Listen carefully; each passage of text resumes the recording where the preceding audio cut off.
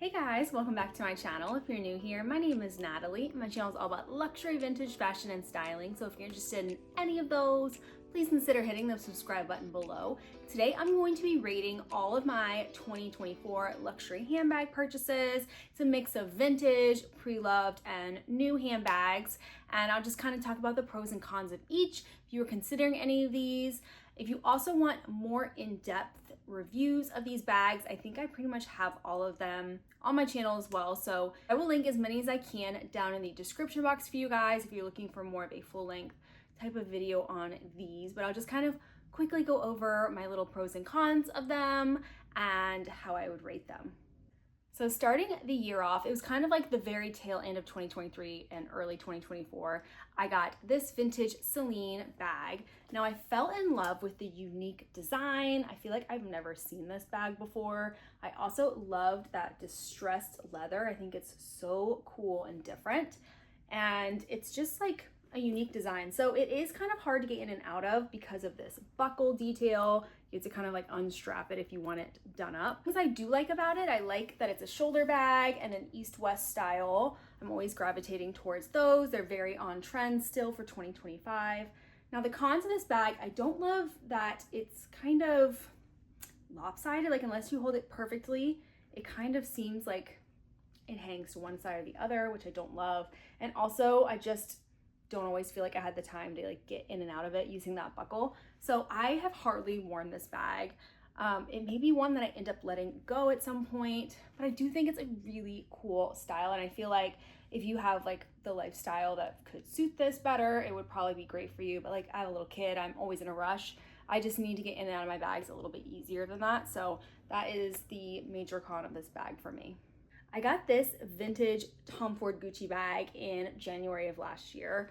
I love this bag so much. I don't wear it as much as I would like to, although I just used it the other day because I felt like I really needed to use it because I love it so much. I just think it is so beautiful. In some of the ad campaigns for Tom Ford Gucci, I just think it's so cool.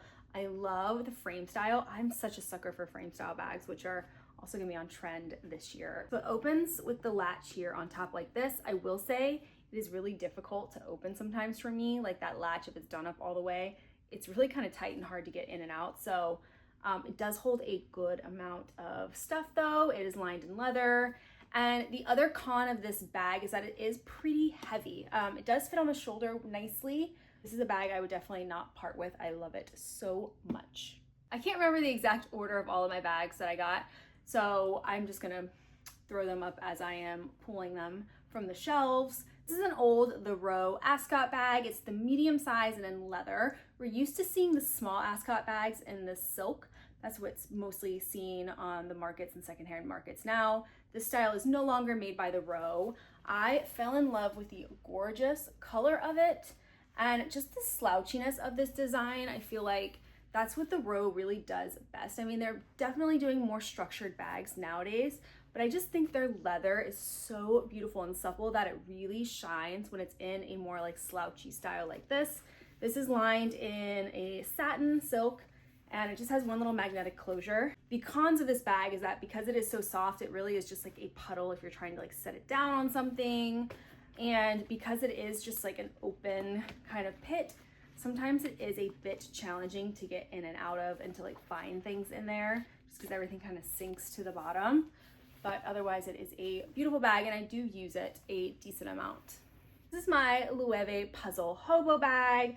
I got this towards the end of last year, but I have already worn this bag so much. It's probably my most worn bag of these bags of the year, just because it's so easy and convenient. I love the look, I love the color. I just think it's something that is beautiful. It stands out, but it's also a neutral that goes with everything in my wardrobe. It just adds something interesting to an outfit. If I feel like an outfit's too boring or like too neutral, when I add this bag, I feel like it is a beautiful like pop of color, but not over the top because I am like a neutral handbag kind of girl. So I love this bag so much. It is a style that is sadly no longer made, but you can get really good deals on the secondhand market.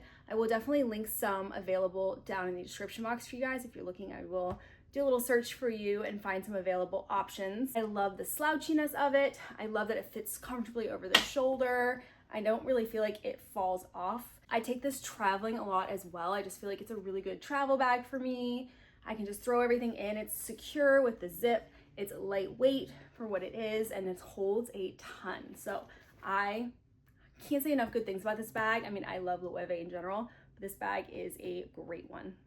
Now, that Loewe was probably my most used bag, but this is probably my favorite bag that I bought last year. This is my vintage Fendi baguette in this beautiful pony hair. And I just think it's such a special bag. I bought it for my birthday, so it's sentimental in that sense. I just love baguettes. I think there's something so special and timeless about them. They just feel like a part of history. So I love them. Not to mention, I just think they're really functional. I love this bag day to night, but like I said, I usually use it in the evening, I'd say mostly. I love the like colorway that it's neutral, but still adds texture and interest to an outfit. And it's just a special one. I love this one. Continuing with the pony hair theme, because I got 3 pony hair bags this year. I love pony hair, which contrary, I have had a question about someone saying, why is it coming from like horses? It's not horsehair. There's just called pony hair, but this is the type of leather that it is. This is a vintage Chanel clutch with the cocoa embossed on it. I got this a few months ago. And it's another one I actually do gravitate towards a lot for evening, which is surprising. I usually always like something with at least a shoulder strap or top panel option, but I've actually been using this a lot and I really enjoy it. It has the little CC on the zipper pull, and it holds surprisingly a good amount for a clutch, but I will say nothing too bulky because it is somewhat thin. So I feel like if it's something's too bulky, it kind of sticks out the sides. But otherwise, I just think it is such a chic bag. And you know me, I love vintage Chanel. I'm just always been such a vintage Chanel lover. Like that's the most dear to my heart in terms of vintage. But this was, I think, the only vintage Chanel bag I added to my collection this year. I feel like really good about my vintage Chanel collection, but this was one. I just look for something special and interesting and different to add. I don't just add a bunch of like classic flaps. That's just not really my style. I will link my full vintage Chanel handbag collection if you guys want to see. I think this bag's not included. I got this after the fact, but you can see all of my other ones. I will link that video for you guys below. Next up is this Bottega Veneta candy Wallace bag in this color. It's called Aloe.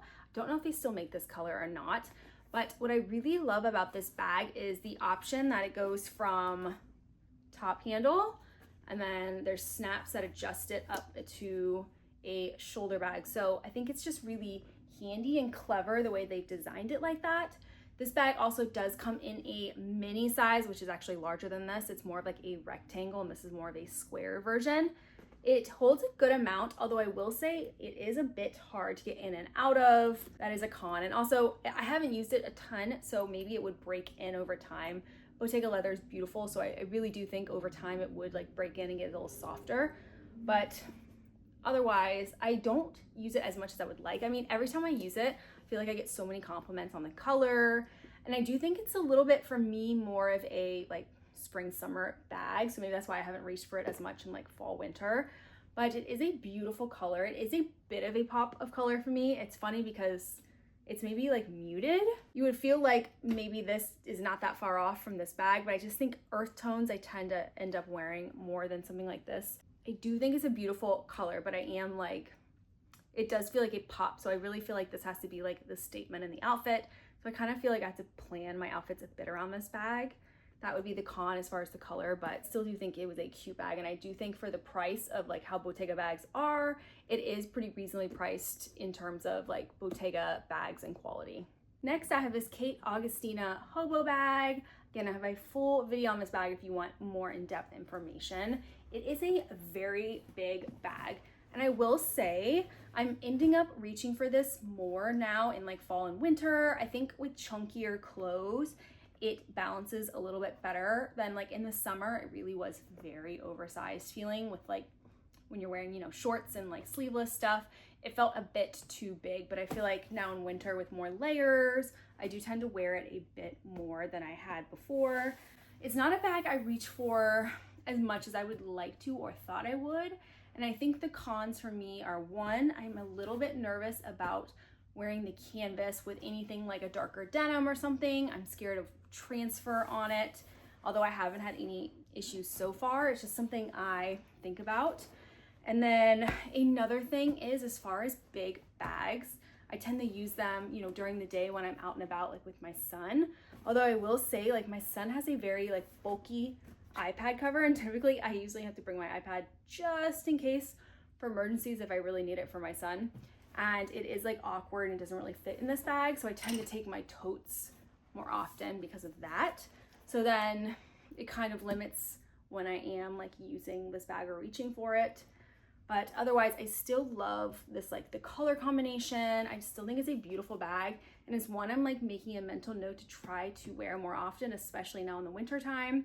I actually forgot to include this bag. I've done like little reels showing kind of bags I've added to my collection from 2024. I totally forgot about this one. This is a vintage Tom Ford Gucci little silk evening bag.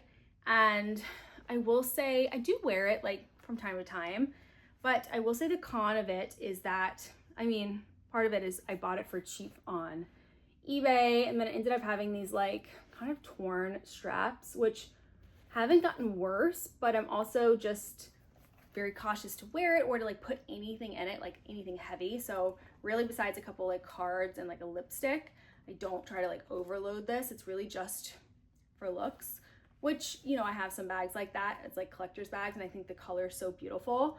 So I like it, but I would say it probably wasn't like the best purchase I made, but also I got a good deal on it. And so I just feel like for what purpose I kind of figured it would be for, it does its job, and it is a cute little bag. This is my vintage Louis Vuitton Papillon. This is the 22 size. And I would say I have not worn this bag a ton since I got it. I still think it's a really cool bag. It's not like one I'm looking to get rid of, but it's just not something I end up grabbing a lot, just because, again, it's something that needs to be, you know, it's hard to be hands-free. Like, it can kind of sit on my elbow, like crook of the arm. But like if I'm out and about with my son, it's not the type of bag I gravitate towards. And then it's not necessarily like an evening bag either. To me, this is a little bit more casual. I think I just don't have these specific occasions to like truly get the wear out of this, but it's not something I'm looking to get rid of. I do think like over time, it's still a nice bag to have in my collection. I still love the shape. I think it's really cool, but it's just not one I have worn much. This is the Carven Louise bag. I got this a few months ago. I love this bag. I still think it is so beautiful and interesting and different. And I have definitely worn this a few times. I want to start wearing it more too, like casually, but I still have to like get over the fact that it is delicate with being that satin. So like I'm gonna have to come to terms with like it would snag or like something would happen to it. So I do end up saving it for more special occasions, which isn't my favorite thing. I really like to wear and use and love my bags, but it is just how I am, at least now with this bag. Hopefully over time it'll get better. And it does have that removable strap, or you could just tuck the strap into. Either way, I love being able to be hands-free. Like I just kind of wore it like I said, if I tucked the strap and had it like this, or I had it on the shoulder. You can also, like they show it on the runways, like worn like this, pinched up or tucked under. I don't tend to wear it like that much, just because if you are doing that, you end up not being able to fit like much at all into this. Like you're really only filling like to here. So I tend to just carry more. And so I don't do that. I just carry like this or like this, but I still think it's a great bag, zero regrets on it. And now, especially that Louise Trotter is now going to Bottega, it just kind of feels good to have a piece of her collection from when she worked at Carven, now like moving on and seeing what she does at Bottega. I don't know. Like I just like collecting things fashion. So I think that that will be like a fun piece to have of hers. Okay, so that is all the bags that I purchased in 2024.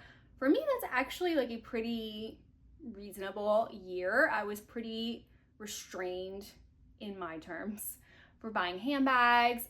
I'm really trying to be a little bit more thoughtful about the bags I'm adding to my collection. I've even sold some bags, and I think I'm gonna sell even a few more coming up here soon. I'll probably do that over on my Instagram stories. If you're interested, you can check it out there, and I usually have a highlight of like things I'm selling.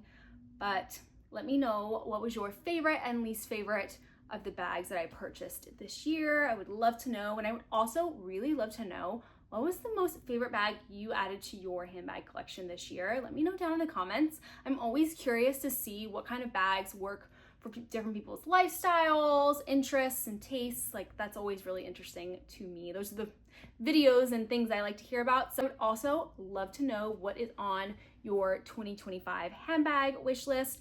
So many more bag videos to come. I'm gonna be talking all about like the trends, the things I'm wanting, my wish lists, everything. I feel like this is gonna be a really good year for handbags, you guys. So if you're not already, please consider subscribing to my channel. You can also find me over on my Substack, Mode Curated. It is linked below. It is totally free, comes straight to your inbox, and I share all the things I'm like loving, purchasing, sharing. I do vintage handbag edits, so I find a ton that are available and share the links. It's completely free, and my subscribers always get first access to all the amazing vintage finds I do. So definitely check me out and subscribe there. You can also always check me out on my Instagram to see me styling all of these bags, and for daily outfit inspiration as well. Check me out. And until next time, take care. Bye.